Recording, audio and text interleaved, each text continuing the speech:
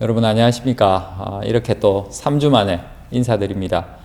오늘 우리가 신명기 말씀을 통해서 또 하나님께서 우리에게 주시는 풍성한 은혜와 그리고 하나님께서 우리를 얼마나 사랑하시고 우리를 향해 어떤 계획을 가지고 계시는지를 생각해 보는 시간 되기를 바랍니다.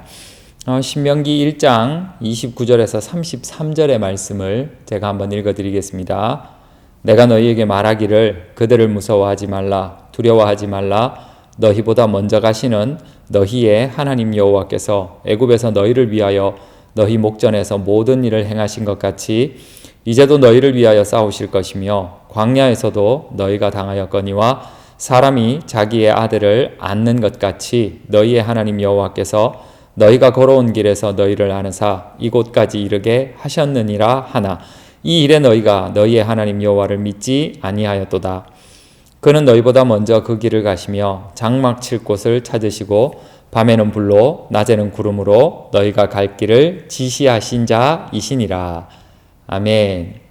완전하신 하나님, 완벽하신 하나님이라는 제목으로 우리 함께 말씀을 깊이 생각해 보는 시간 되기를 바랍니다. 1666년에 영국의 런던에서 큰 화재가 일어납니다.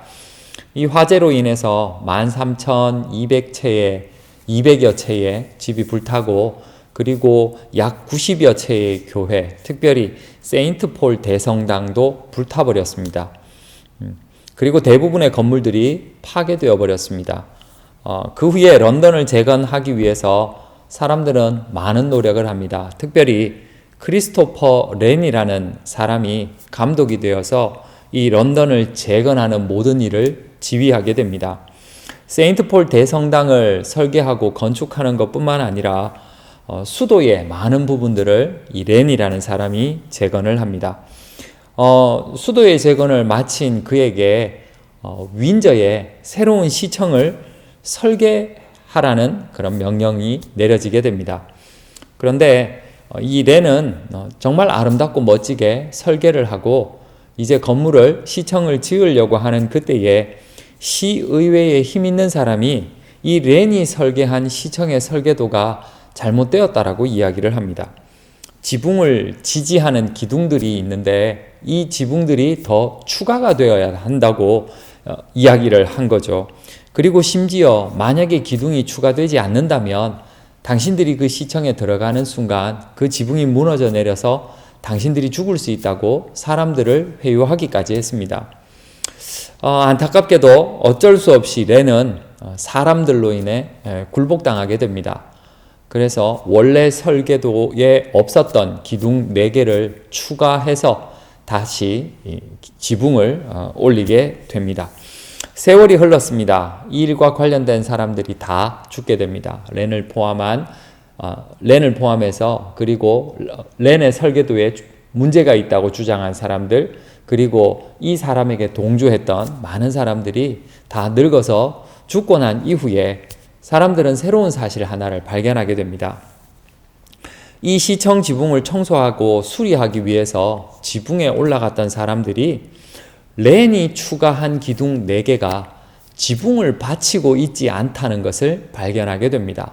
쉽게 말해서 기둥이 있으면 지붕을 이렇게 받치고 있어야 하는데 공간이 있었던 거죠. 사람들이 그 이유를 생각해 봤습니다. 무엇 때문일까? 이유는 간단했습니다. 렌이 스스로 생각할 때에 자기가 설계한 이 설계도는 완벽했다고 믿었기 때문입니다. 즉, 다른 어떤 기둥이 더 추가가 되지 않더라도 완벽하게 지붕을 받칠 수 있는 그런 설계도였다라는 거죠. 사람들은 오랫동안 렌이 실수했다고, 잘못했다고 알고 있었습니다.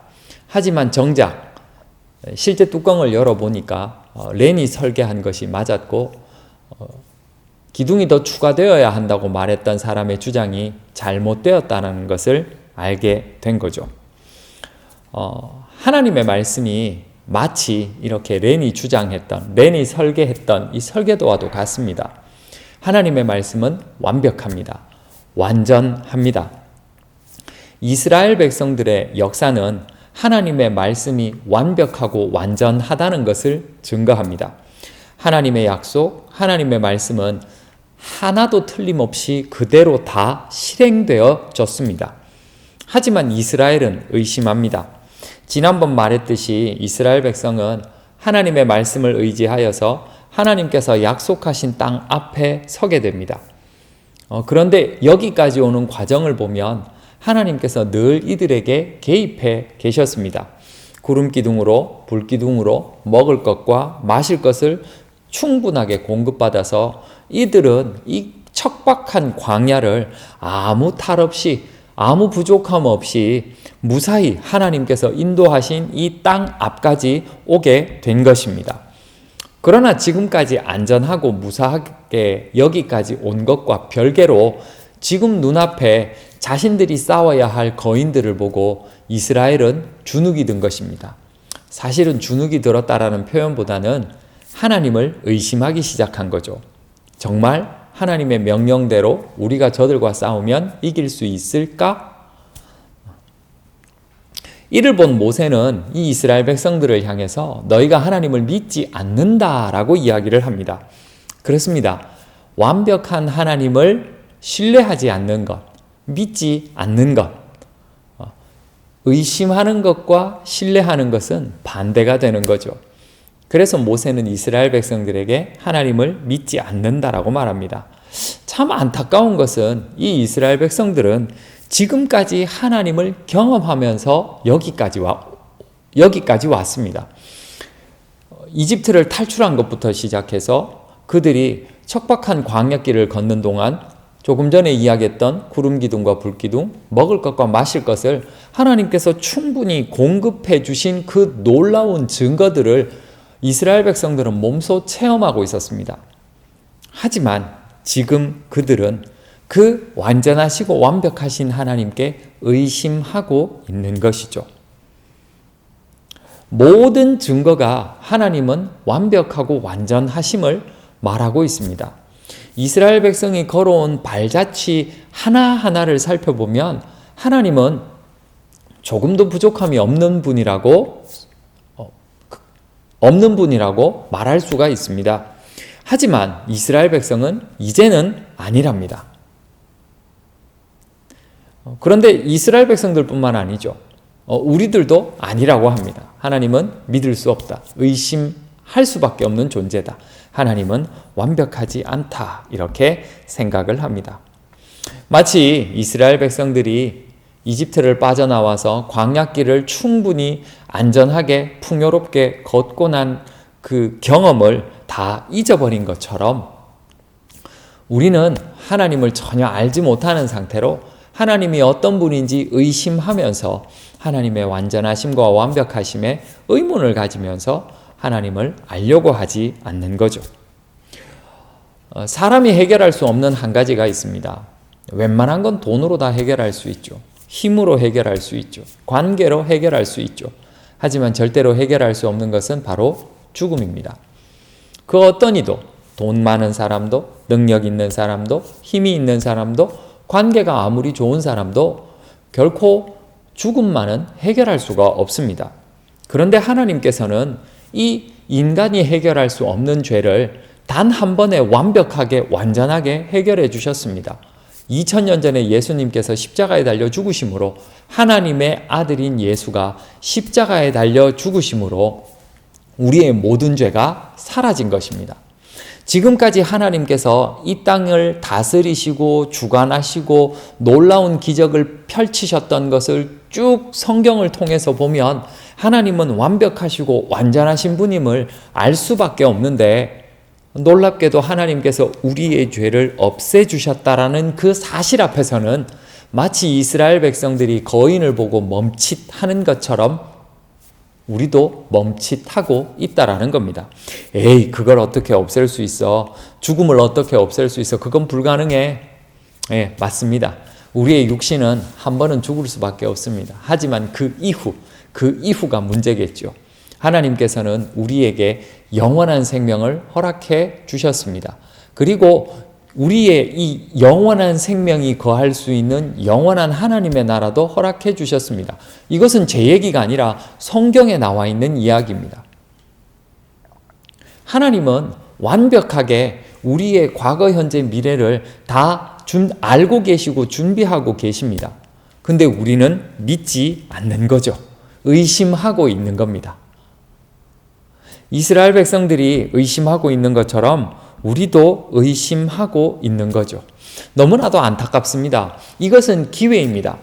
이스라엘 백성들이 비록 그 거대한 거인들을 보면서 주눅들 수밖에 없는 상황이었지만 이스라엘들에게는 기회였습니다. 어떤 기회요? 그 땅을 차지할 수 있는 기회. 그 땅의 주인이 될 수 있는 기회. 지금 여러분들은 하나님을 믿냐 안 믿냐 아주 중요한 기로에서 정말 여러분들에게 두 번 다시 없을 기회 가운데 있습니다. 어떤 기회요? 하나님의 나라를 차지할 수 있냐 없냐의 기회. 그리고 그곳에서 영원히 살 수 있냐 없냐의 기회. 여러분들이 그 기회를 잡을 수 있기를 바랍니다. 여러분들이 그 기회를 꼭 잡아서 이스라엘 백성들처럼 안타깝게 하나님을 믿지 않는다라고 모세의 꾸지람을 듣는 그런 사람들 되지 말고 하나님을 잘 믿어서 하나님께서 특별히 허락하신 영원한 생명과 영원한 하나님의 나라를 여러분들이 누릴 수 있었으면 좋겠습니다. 오늘 이 말씀의 마무리를 제가 하겠습니다. 하나님은 과거, 현재 부족함이 없으신 분이십니다. 완전하신 분이십니다. 그리고 앞으로도 완전하신 분이실 것입니다. 저의 이야기가 아니라 성경의 이야기입니다. 그 하나님이 우리에게 영원한 생명을 허락해 주셨습니다. 우리에게 그 누구도 해결할 수 없는 죄가 있음을 아시고 그 죄를 단번에 하나님께서 해결해 주셨습니다. 그것을 믿는 사람은 그 죄가 해결된 상태로 하나님의 나라에 참여하는 사람이 될 것이고, 그것을 믿지 못하는 사람은 안타깝게도 이스라엘 백성들처럼 그 땅 앞에서 머뭇거리다가 그 땅에 들어가지 못하는 사람이 될 것입니다. 우리 모든 친구들은 하나님을 잘 믿어서 하나님께서 주시는 그 영원한 하나님의 나라를 누리는 귀한 친구들 되시기를 바랍니다. 퀴즈 드리겠습니다. 오늘 하나님께서 가지고 계신 여러 성격들 중에 한 가지의 성격을 이야기했습니다. 하나님의 어떤 성격을 제가 이야기했습니까? 힌트를 드리면 더할 것도 뺄 것도 없는 상태를 말합니다. 더할 것도 뺄 것도 없는 상태.